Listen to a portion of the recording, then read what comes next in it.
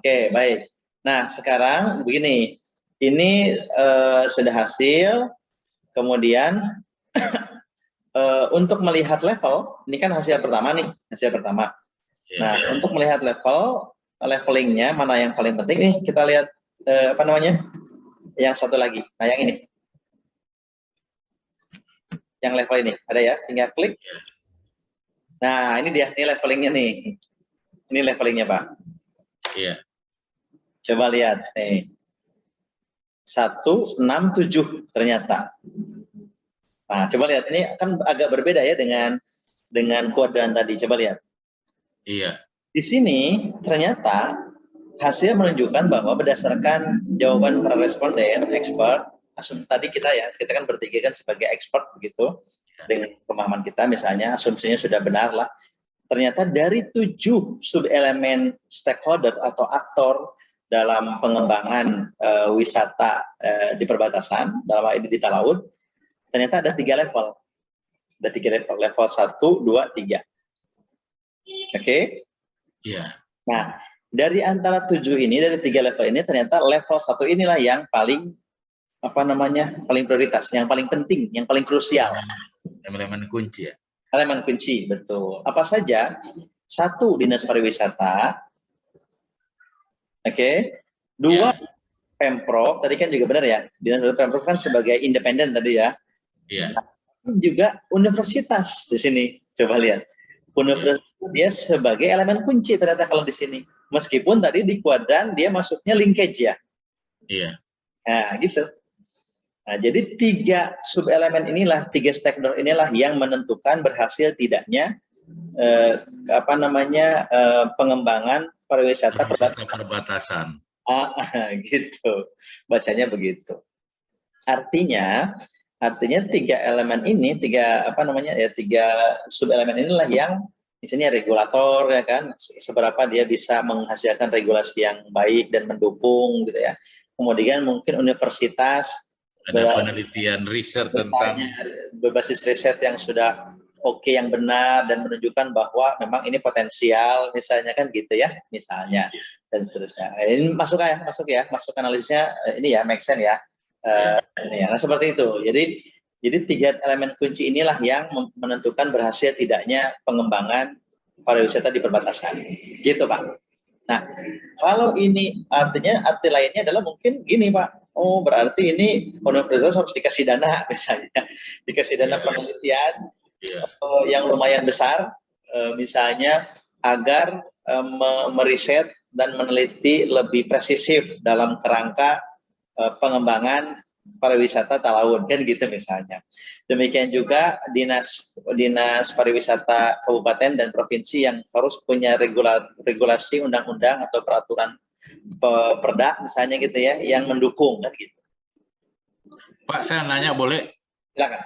Kalau terkait dengan kolaborasi dan sinergitas, apakah ada yang sudah di bagian tadi yang sudah dijelaskan mau kaitkan sama merumuskan model kolaborasi dan sinergitas antar para stakeholder?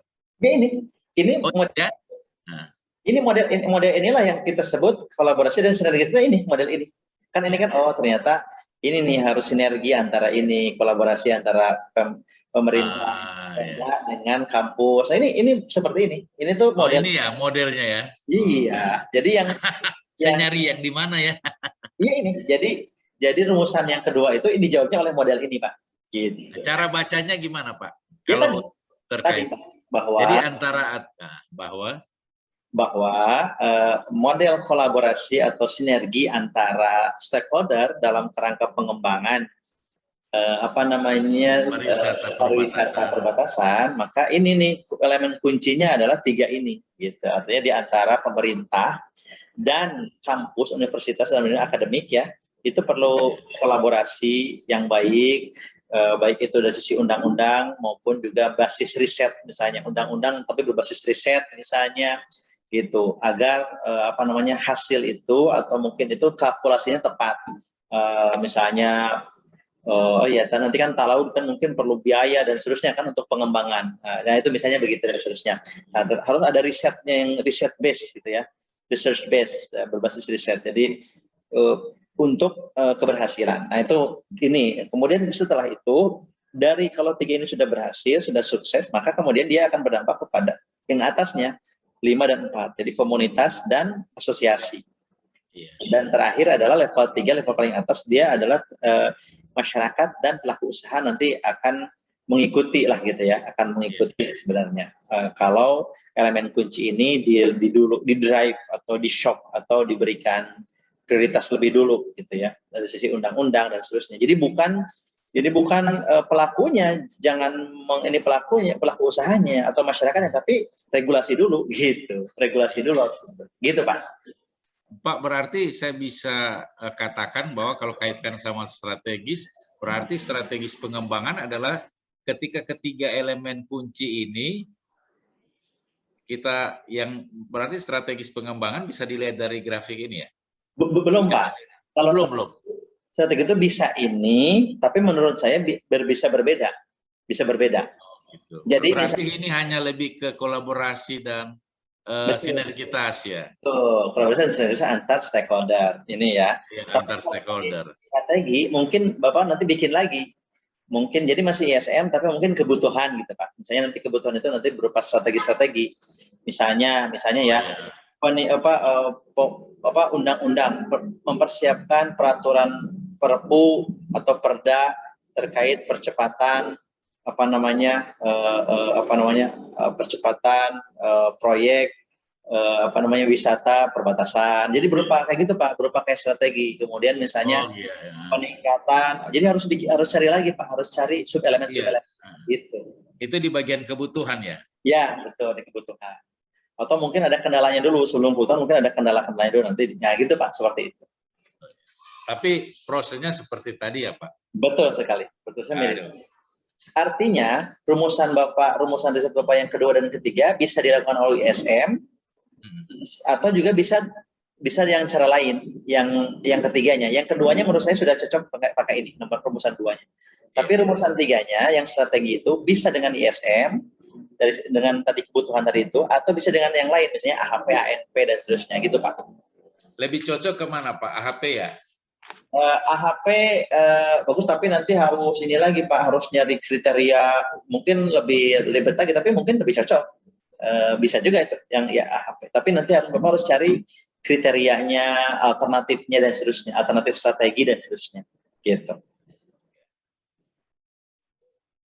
Ya perlu belajar dulu sih, perlu dipelajari dulu gitu. Ya terima kasih Pak. Oke. Ngerti. Sudah tergambar ya, sudah ini ya. Sudah masuk. Sudah masuk. Perbanyak dibaca lagi ya. Oke, betul. Oke. Ada pertanyaan dulu, Mbak Putri atau Pak Ferry yang lain. Mbak Putri boleh silakan kalau ada pertanyaan.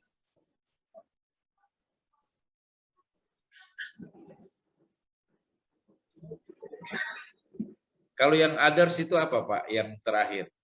Itu ya kalau Bapak mau yang lain misalnya terkait mau tambahkan ya. Misalnya apa yang lain. Jadi ini 1, 2, 3, 4, 5, 6 ini yang biasa dilakukan. Tapi kalau di luar ini boleh juga. Tapi biasanya sih di antara ini. Bapak juga kan nggak semua pakai kan? Mungkin aktor sama kebutuhan atau kendala aja misalnya kan gitu ya. Kan mungkin tidak semua ya, nggak semua harus pakai. Tidak harus semua harus pakai gitu. Tadi kan yang 9 itu kata Saksena boleh semuanya, tapi boleh sebagian gitu Pak. Seperti itu.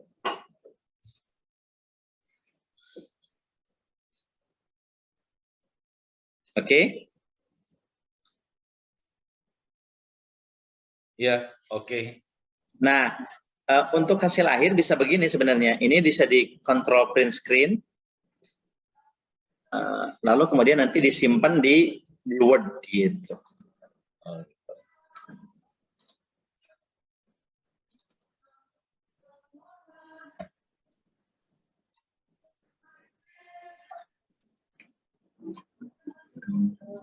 Nah, seperti ini Pak. Jadi gitu. Jadi nanti tinggal misalnya kalau mau diperbaiki lebih baik misalnya ini. Nah, gitu. Oh ya, tinggal di format atur sama ini. Oh, gitu. Misal ya. Iya. Dan seterusnya ini bisa begini misalnya atau gimana terserah lah. Oh iya. Apa namanya levelingnya. Sementara untuk apa namanya untuk yang tadi hasil apa namanya hasil grafiknya. Nah ini adalah hasil grafiknya. Print screen.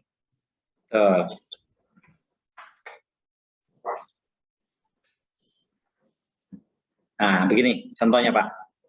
Ya.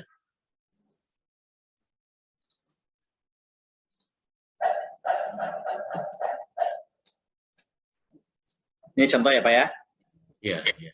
Nah, ini adalah hasil kuadrannya, ini adalah hasil levelingnya. Nah, dua ini yang paling penting di ISM itu. Tapi juga bisa ditambah dengan yang ini, Pak. Yang tadi yang apa namanya ini nih. Angka ini nih. Nah, angka ini. Oh, iya. Apa namanya reachability matrix. Nah, ini dia, yang ini ya. Jadi nanti mungkin bisa dibuat, kemudian apa namanya bisa dipindahkan ya, bisa dipindahkan seperti contoh tadi paper saya ya.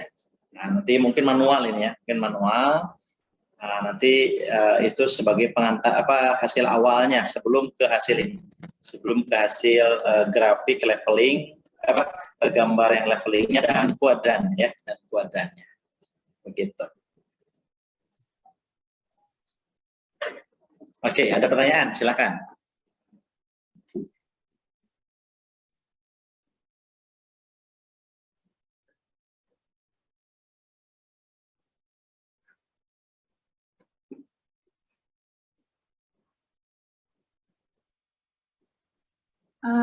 Ini kalau misalnya kita ngarang, bukan apa kita bahasakan untuk kontribusinya di sebelah mana ya, Pak?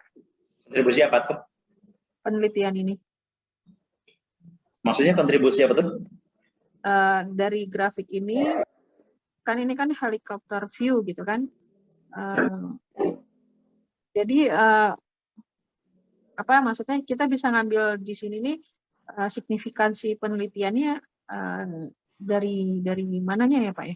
Oke, gini, kalau ini kan mungkin hanya stakeholder saja, tapi kalau Bapak Ibu menggunakan semua perspektif, tadi misalnya kendala, kan kita kan bicara kendala, bicara nanti strateginya, bicara nanti indikatornya. Nah itu kalau semua dilakukan, ya itu akan lebih komprehensif kan, gitu ya. Tapi memang kalau hanya stakeholder aja, misalnya ini, ya tentu kan hanya perspektif stakeholder, perspektif siapa yang bertanggung jawab dan siapa yang ini kan gitu ya, aktornya siapa gitu. Tentu kalau tadi asumsinya helicopter view atau yang lebih komprehensif ya mungkin itu kalau kita lakukan semua gitu.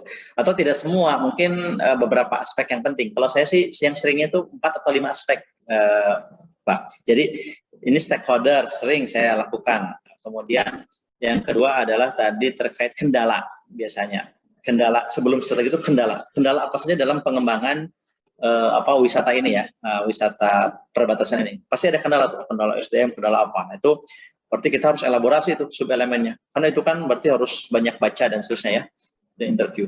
Setelah kendala nanti strateginya apa? Jalan keluarnya, rekomendasi untuk kedepannya. Nah, itu kan pasti itu minimum 3. Bisa juga indikatornya apa. Jadi kalau kita tadi elemen tadi yang 9 atau paling tidak 7 atau berapa itu kita elaborasi semua, sub-sub elemennya kita cari, oh itu komprehensif gitu. Tapi kalau hanya satu elemen saja misal, ya tentu dari sisi komprehensifnya ya kurang kan begitu ya, mungkin kurang. Makanya tadi usul saya jangan hanya ini karena sayang. Kan kita wawancaranya juga tetap ke 10 orang kan, jadi mendingan tambahin jangan hanya elemen stakeholder maksud saya, jangan hanya elemen aktor, tapi juga elemen yang lain gitu ya, yang ini nih. Ada apa di sini kebutuhan itu biasanya ya strategi lah ya, saya biasanya kebutuhan itu strategi itu. Kemudian kendala itu penting, jadi sebelum kebutuhan itu kendala dulu biasanya, kendala dulu apa problem yang dihadapinya baru kebutuhan. Ada juga yang ditambahkan dengan tolak ukur itu indikator apa keberhasilan itu apa indikatornya, karena kan biar measurable ya. Nah itu tolak ukur. Kayak tadi renovasi perekonomian, inflasi ya, nilai inflasi, nilai apa jumlah masyarakat miskin. Nah itu kan tolak ukur. Gitu. Jadi kalau itu kita lakukan semua nih, Mbak, nah berarti itu pasti lebih komprehensif karena kita dari semua perspektif, masalah, solusi, indikator, aktornya, dan seterusnya. Gitu. Satu. Yang kedua, dari perspektif tadi misalnya metodologi dan pendekatan ininya, itu pasti tidak banyak juga yang lakukan ini misalnya ya. Nah, itu juga bisa jadi ya, sesuatu lah ya, bisa jadi sesuatu. Paling begitu. Ya.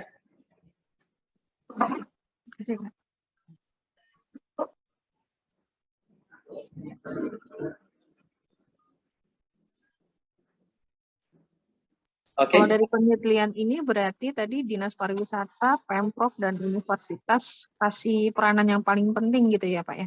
Ya, kalau dari gitu ya. betul. Kalau dari kan ini kan hasil tiga orang kita ya. Ini kan jawaban kita.